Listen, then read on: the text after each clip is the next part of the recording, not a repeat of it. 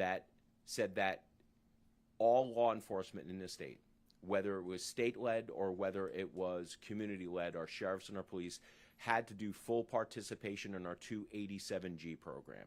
That was paramount because the amount of illegal immigrants that have been settling into our communities over the past couple of decades has been in the tens of millions. A lot of them settling here in the state of Florida.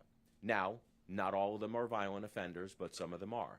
Some of them are committing crimes. And it's those criminals that we need to get out of our communities because it's those criminals that are wreaking havoc among our communities. And as part of that legislation also, again, hard to believe, but we used to have in-state tuition for illegal immigrants here in the state of Florida. That is no longer the case.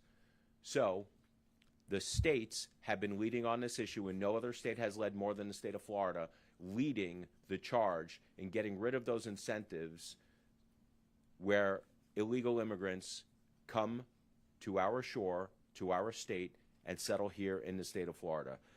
This great state of Florida has continually led on the fight for and against illegal immigration by working to prevent illegal immigration in our state and deporting those criminal aliens that have reached us. And thankfully now we have President Trump in the White House who is in there on a clear mandate to fix this problem.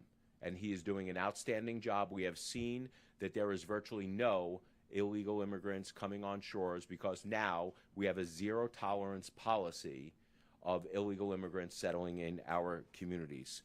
I mean, this is easy. This is a no-brainer. In fact, drug cartels now, our best estimates show that they are making more money off of human trafficking these days than off of drug trafficking. And when you do that, human trafficking, drug trafficking, there are a lot of criminals coming across. There are a lot of people who have ill intent coming across. And it is our families and our communities that are being ravaged by some of this criminal activity. And recently, Florida has made great strides in removing criminal aliens from our streets. DHS and Florida law enforcement conducted Operation Dirtbag, which I'm sure you saw earlier today. Thanks to the leadership of President Trump and in cooperation with state law enforcement and local law enforcement, we arrested 230 illegal immigrants. 150 of them were sex offenders. 150 of them. Now, these illegal criminals who were sex offenders were not just Mexican, because you would think that because everyone talks about Mexican. Ukrainians, Cubans. It doesn't matter what your nationality is. If you're coming over this country illegally, you're going to get caught, you're going to spend time in jail, and then you're going to get deported. Zero tolerance for people coming to our shores, especially if you're hurting kids. In September, Sheriff Judd, Sheriff Ivey, and ICE in Miami partnered with state law enforcement to arrest over 400 criminal illegal aliens. In October, the officers of the Department of Financial Services Criminal Investigation Division, which is my law enforcement division, arrested two illegal immigrants for staging a crash and committing insurance fraud to the tune of $370,000. DFS also arrested an illegal immigrant who was accused of workers' comp fraud, defrauding the workers' comp system for almost $390,000. There is a cost to illegal immigration, and that cost is being borne by our communities and our taxpayers, and we should not stand for it any longer. In Florida, we are using every resource available to protect law-abiding Floridians from the detrimental impacts of illegal immigration. Every sheriff up here and the people in this room can attest that the human cost of illegal immigration is far too high. In Florida alone, we have seen our citizens face dangerous consequences due to the action of these criminal illegal aliens. And I will tell you that nothing frustrates me more than some on the left-wing media, and open borders advocates who are trying to demonize our law enforcement for doing their jobs, ridding our communities of criminal, illegal immigrants who want to do harm to our families and especially our children. We are not going to stand for it here in the state of Florida. These guys behind me, they're deputies, they're the rank and file, are putting their lives on the line every day for us, protecting us and keeping us safe. That is why our governor fought for the legislation that we went over before and enacted through the State Board of Immigration Enforcement under the Florida Cabinet to ensure that our law enforcement officers had the proper support and the training to become 287G certified and assist ICE in removing illegal immigrants from our state. It is my honor and my privilege to continue our work with ICE, the Department of Homeland Security, and President Trump to make our communities safe again. When we started off with this 287G program, when we started off saying that this state, Florida, led by Ron DeSantis in our legislature, we're going to stand up to the cartels and to the federal government and say no more will we have these criminal aliens settle in the state of Florida, we were criticized. We were criticized because of all the costs that the taxpayers were fronting here in the state of Florida. Now, thankfully, this state is in much better financial state than most other states, and we had the resources to do so. But the media was going out every day and saying that we were never going to get reimbursed. They were hyperbolic to the fact that it was going to cost, Alligator Alcatraz was going to cost taxpayers $400 million. And the liberal media was writing, they were writing articles every day. The Open Borders apologists were writing editorials every weekend saying that we're never going to get reimbursed this money. Well, guess what? We got reimbursed that money. Shame on them for making it sound like we weren't doing our job, knowing what was going to happen and protecting our communities. But in addition to that, these guys up here, they train their people. That costs time and money and a lot of energy keeping our communities safe. And that's why today I am happy to award $2 million from the State Board of Immigration Enforcement to support our sheriff's offices in their efforts to assist ICE in immigration enforcement. This money helps our local law enforcement agencies in the fight against illegal immigration and deporting criminals out of our country and out of our state. Funds awarded today are reimbursements, something that the open border apologists and the liberal media said that we would never get back. But these are reimbursements from the state or local law enforcement agencies for the 287G training programs and the equipment necessary to assist ICE in the enforcement of the immigration laws, in addition to bonuses for the officers that are 287G certified in assisting those 287G operations. We're going to award some checks here today, and then we're going to take some pictures. We're going to get together, take some good group pictures. I will then close it up. We will hear from our law enforcement partners, our sheriffs, and then I will answer any questions. So first, Palm Beach County's Sheriff's Office, $94,373.50. Can't we round these things up to even dollars, please? Oh, I'm sorry, not Palm. Oh, I think that's the wrong one. No, Palm Beach. Yeah, that's right. Oh, what? I'm sorry, 994,000. Forgive me.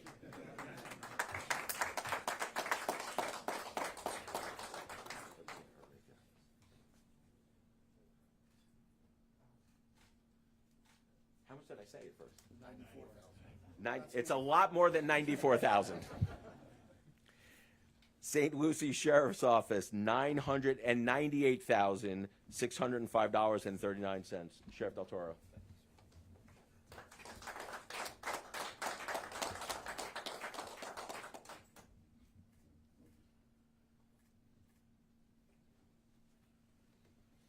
As you can see, Sheriff Del Toro and I go to the same barber. Yes. Indian River County Sheriff's Office, $93,344.45. He has much better hair. Much better hair.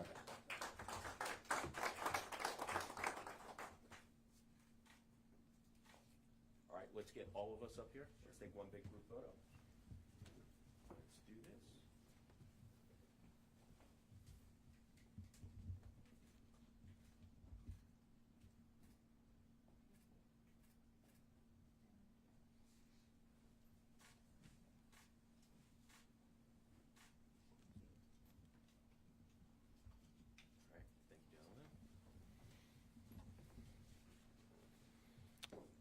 Thank you all again for your hard work and for what you guys do in our communities. Our law enforcement officers put their lives on the line every day to protect Florida's families. You guys are the real heroes. Thank you. I cannot express my gratitude enough. Now, despite the challenges you face, Florida's first responders show up with integrity, courage, resolve, and commitment to public service each and every day. While some states, your service will go unnoticed, not here in the state of Florida. We deeply value your work, what you do in our communities, keeping us safe. I want you to know that the governor, the Florida cabinet, and I will have your back no matter what. So next, let's hear from our hometown heroes. First up, Sheriff Del Toro from St. Lucie County. Want me to hold that for you? Yeah, thank you. Good morning, everybody. Thank you all for being here. I can't thank our CFO, our great governor, Ron DeSantis, and President Trump and the federal government for the reimbursement of this money. It's going to go a long way to helping us fight illegal immigration. You know, it's no secret that Florida is a law and order state, and as sheriff, I believe in the rule of law. And we're going to enforce these laws. I know this is a federal issue, but we do not work in silos. We work with our federal partners every single day. We have for many years. We work with the FBI, DEA. But this is the primary focus of our great president, Donald Trump. He ran on an illegal immigration platform and making sure that our streets are safe, and we're going to make America safe again, and we support that 100%. I know there's a lot of people out there with concerns about how illegal immigration is enforced, and we'll address those concerns as we move forward. But we are focusing on the worst of the worst offenders in our area, and we're going to continue to do so. And, you know, for whatever it's worth, you know, I'm married to an immigrant. My wife's family came from Argentina, but they did it the right way. My wife was separated from her father for over 5 years when she was first born. Her father came here, ended up bringing the family over here. They're all United States citizens now. It's a process, and we have to protect our borders here in this country. I've traveled abroad before. I can't just go into any other country, you know, free walking in, doing what I want, getting benefits. Should be no different here than the United States of America. I truly believe that, and that's why I'm a big proponent of fighting illegal immigration, and we're going to continue to do so at the Sheriff's Office. So thank you all again today, and thank you, Blaise. Appreciate it. Thank you, sir. Next up, Sheriff Eric Flowers of Indian River County. Sheriff. I too want to thank CFO for having us today, for President Trump and our great Governor Ron DeSantis for all they're doing for us to assist law enforcement in this ongoing battle against illegal immigration. You know, my check is the smallest that we're getting. I see a lot of our local media here.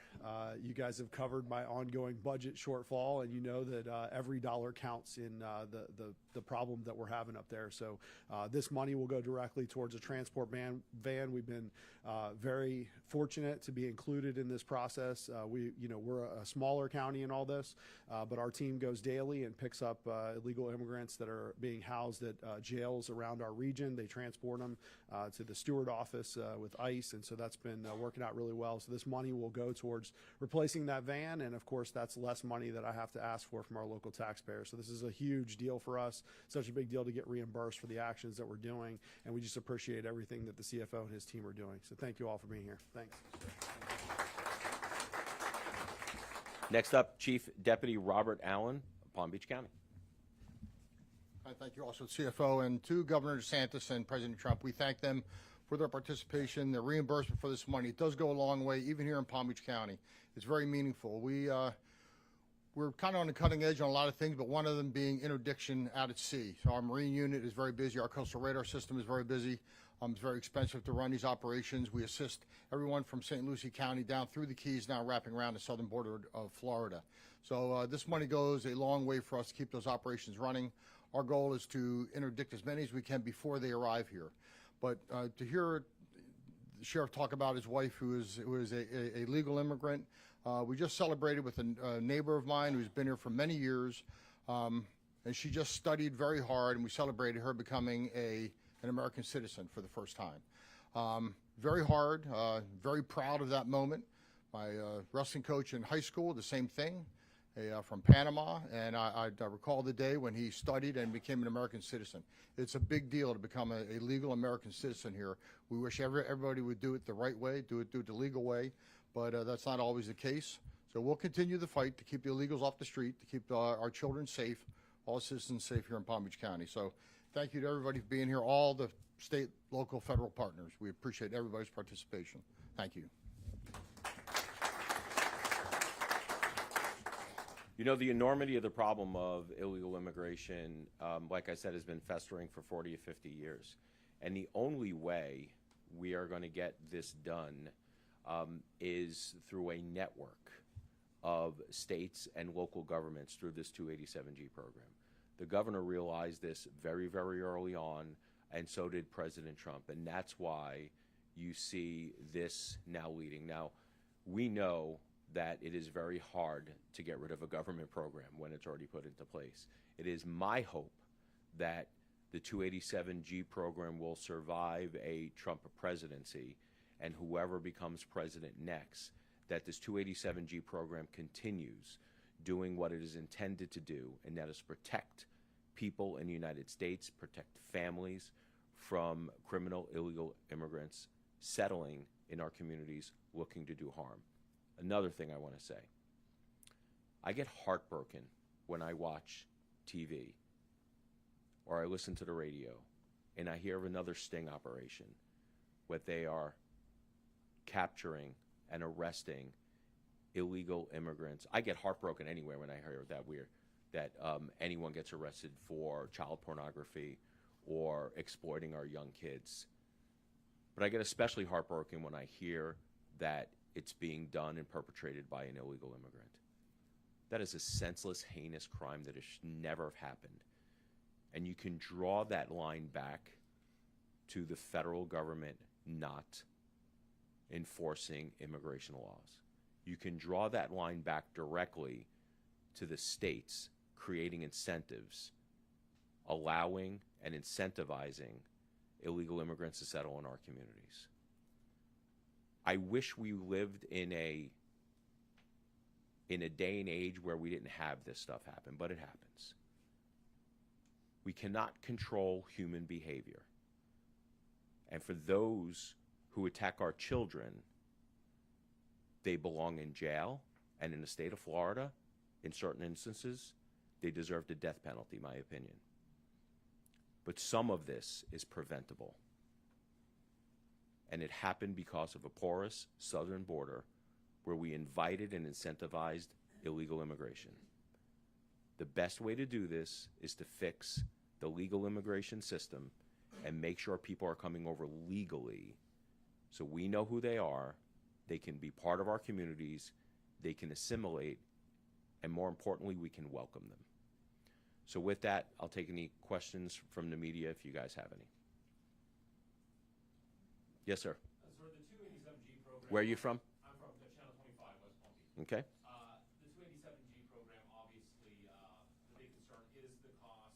You know, these agencies are putting a lot of time and resources. How big is it for also the deputies to just see this money coming back towards them with the reimbursements? Obviously, it's going to equipment as well, but how big of a deal is that just for the morale of the departments as well? Well, I will speak on behalf of the state and the State Board of Immigration, and then we can ask some of the sheriffs to come up here and answer those questions particular to their own agencies. But I think it's very important because it signals cooperation between the federal government and state government, state law enforcement agencies and local law enforcement agencies that we're not going to tolerate this anymore, right? Because there are a certain amount of resources that have to be laid out by the state and local governments in order to effectuate the ridding of criminal illegal immigrants from our communities. So there's a cost to that. I think, on behalf of the cabinet, I can tell you that we are thankful for the money coming from the federal government. But the cost of not doing something, I think, is far greater. Because if we keep on, if there's an environment where illegal immigrants, especially the cartels who are making money off of drug smuggling and human smuggling, know that there's no deterrent, and if money is the factor and the amount of money that they're going to make off of this, they're just going to expand their operations. I mean, the cartels right now are probably wondering how they're going to expand their operations with a southern border that's locked up right now. So the cost of not doing anything, I would say, is a lot higher. And the cost is also in human lives. I mean, how many times do we got to hear of kids being targeted by illegal immigrants and arrested for sting operations. I mean, I think one of them was like 6 years old. That's just heinous. And that is absolutely avoidable. How many times do we have to hear nationwide stories where an illegal immigrant has hunted down and raped and murdered a young woman? I mean, those are unforced errors. We should never be in a situation where we have that. Sheriffs, do you guys want to talk about any of the local stuff?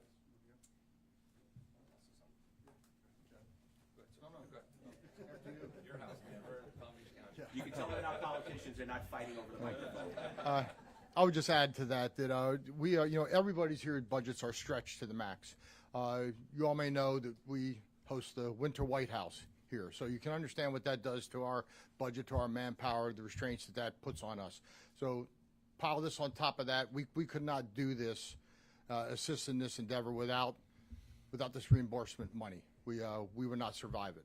So it's a difficult thing for us to participate fully as we do, and we appreciate all the assistance. And again, it's been said over and over again, but we can't do it without our state, local, and federal partners assisting us. So thank you. And it does mean a lot to our deputies out on the street. And really, while we stand up here, I've said this before, while we stand up here sometimes on camera, we get a lot of the recognition. There are men and women out there right now as we speak that are doing the work we're talking about, and they're putting themselves in danger. And those are the ones who we wish could be up here on stage with us, receiving the recognition for what they're doing. But we take this happily, and we'll pass it on to the men and women who deserve it. Thank you. I'll just say that, our deputies love our CFO, they love our governor, they love President Trump, they love when politicians stand up for law enforcement. And, we couldn't be any more prouder of the team that is running the state of Florida right now. These guys have been so pro law enforcement that we really appreciate everything they're doing for us. It really means the world. And what that signals to the public is that this narrative that is anti-law enforcement is just not going to fly in Florida. And everywhere we go, we go out to eat and somebody wants to pick up the tab. This morning we went to get coffee and the guy throws a $100 bill on the counter. Whatever these guys want, whatever they want, take care of them. That's huge. The morale that when our people see that is so good. And having leaders like our CFO and our governor saying law enforcement first, what a message to our entire state. Thank you. I can't speak for our deputies' morale, but I can tell you from a budget standpoint, my morale is very high. $1 million is a very significant amount of money, and it's nice to have, we get government mandates all the time. Some of those mandates are not funded all the time, and we have to find the money, work with our county commission. One of my commissioners, James Clasby, is here today. Sir, thank you for your support. But it's nice that, a lot of times they say politicians, we're all talk, no action. Well, President Trump has talk the talk, but he's walked the walk with his actions by reimbursing us, giving us this money. Our governor, he was very, very firm on the fact we are going to work with our federal partners. He doesn't even have to say that, but we're going to do it anyway. But it's nice to have that leadership, that direction. We're focused on being a force multiplier, and this money just going to go a long way, like Sheriff Flowers says, towards equipment, transport, jail improvements, software improvements, so we can do better analysis. So it's going to go a long way and really help our communities, make them a lot safer. So thank you. Yes. Hi, Blaise. Mike from CBS 12 here in West Palm Beach. Pardon me, it's not an immigration question. It's about the status of the DOJ audit on Palm Beach County. Sure. Can you give us a sense of where that stands? So, as you know, there are two parallel things that are going on right now. You have the DOJ audits, which is the retrieval of all the information, looking at specific line items for waste, fraud, and abuse within the system. And then there's our FAFO audits, which are taking and looking at overall spending trends, trying to show taxpayers how large government has gotten, especially over the last 5 years. I will tell you that the DOJ information, I'm going to refer you, for those reports, I'm going to refer you to the Office of Governor. I know they are compiling that, and I'm sure you can see some of the detailed line items of waste, fraud, and abuse that they're going to unveil. We are in the process of finalizing our calculations to show the growth in government in Palm Beach County. That will probably be released in the next 2 or 3 weeks. Thanks for taking the question. Of course. Any other questions? Hi, Joel Lopez with WPTV. You mentioned that now we're seeing more of a profit in human trafficking versus drug smuggling. So what's the focus now to prevent what may be an increase in human trafficking? An increase in deterrence? You said there's going to be more profit in that now. So are we worried that there's going to be more? No, there's more profit currently now in human smuggling than there is drug smuggling, right? So everything that the Trump administration, from what I'm seeing, and I know that we're doing it here in the state of Florida, is creating deterrence where they are not settling here in the state of Florida. In a perfect world, we would have federal government legal immigration reform where people can come to this country legally, assimilate, be part of our communities. We would welcome that. Also have the federal government enforce immigration laws, the ones that are on the books right now, but also have every one of the 50 states create disincentives or take away incentives so it becomes tougher for illegal immigrants to settle in these communities. We have literally attracted illegal immigrants over the past 40 or 50 years. Now, not every state is going to do that. I know Texas is also leading on this issue. We are by far the leader on this issue, but you have other states that are basically de facto sanctuary states or just outright sanctuary states like California, which borders Mexico. So while illegal immigrants may not be settling here in the state of Florida at the rate that they were, one of the reasons because we are expelling them, especially the criminal aspect of that, there still are incentives for people to come across the border illegally and settle in other states. So in order to fix this system, we need the federal government in partnership with all the states and create the network that we have, like here in the state of Florida, through the force multiplier of the 287G program, to overall get rid of that. And that's, I think, one of the reasons why you're seeing the federal government under the Trump administration, led by President Trump, have a zero tolerance policy with people trying to bring drugs into the communities also, and attacking the boats and the ships and the go boats that are trying to bring this. Look, hardly anything good happens from illegal immigration. We need to fix the system, and we need to protect our country. Hi, Yes. Going back to the Doge issue, you said you're still going to be waiting a couple of weeks for the reports to come out. You had at times, I believe it's in Jacksonville, mentioned a specific about paratransit costs. I wondered if there's any specifics that you could call out now, just as we wait for the reports to come out, as to things that you're looking out for when it comes to Palm Beach County's government spending. So again, the specific line items, a paratransit cost would be a specific line item. That is going to be outlined in the Doge reports when those come out. The Doge's efforts are being led by Eric Soskin. It is in conjunction with our office. We are helping them, but they are the ones that are compiling the reports. What I can tell you is that our FAFO audits, the Florida Agency for Fiscal Oversight, the ones that show the growth in government over time, those should be released relatively soon here within the next 2 to 3 weeks. And that is to give people context of how large their government has grown over the last 5 years. Because I think it's quite shocking. You know, over 10 jurisdictions so far that we've reviewed, we found $1.5 billion with the B of excessive and wasteful spending. That is spending over and above what the budget should normally be if it's indexed for inflation and population.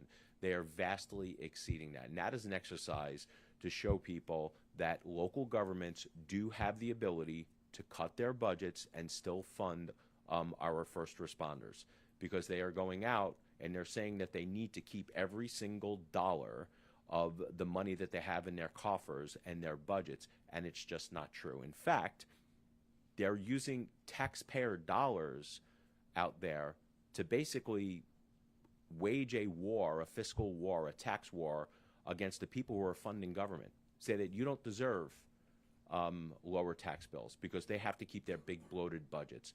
We are showing people the path that they can cut, they can fund law enforcement, and they can offer property tax relief all at the same time.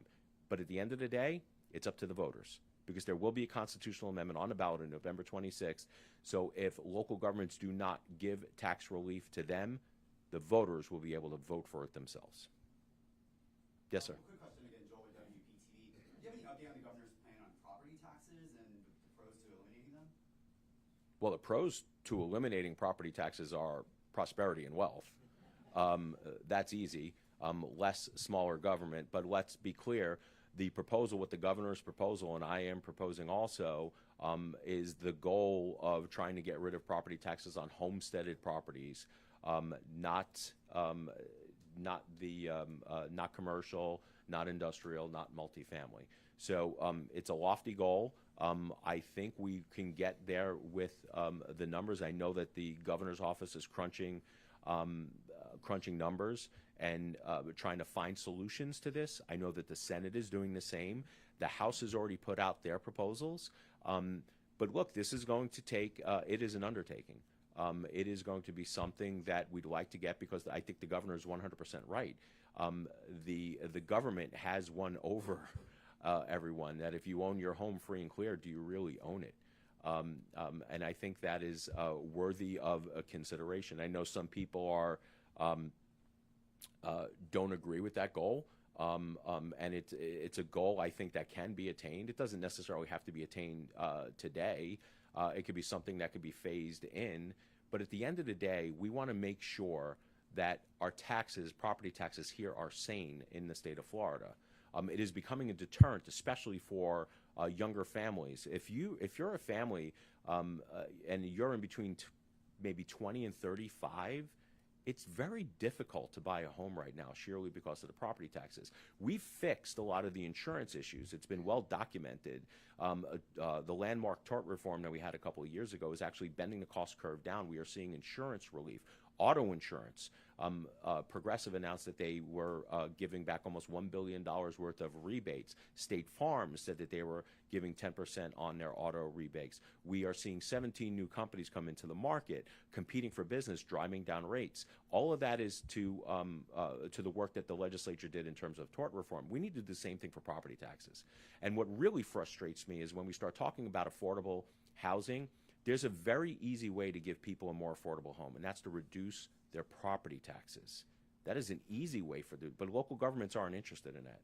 They're interested in other ways to do it, giving money to nonprofits and subsidizing housing, instead of offering the property tax relief themselves, and they're going to get it, but it's going to be done by the voters. What's your message to county leaders who may be worried that Cut their budgets. property taxes, they may not be able to fund first responders like the ones behind you right now? So that's pure bunk, and it's BS.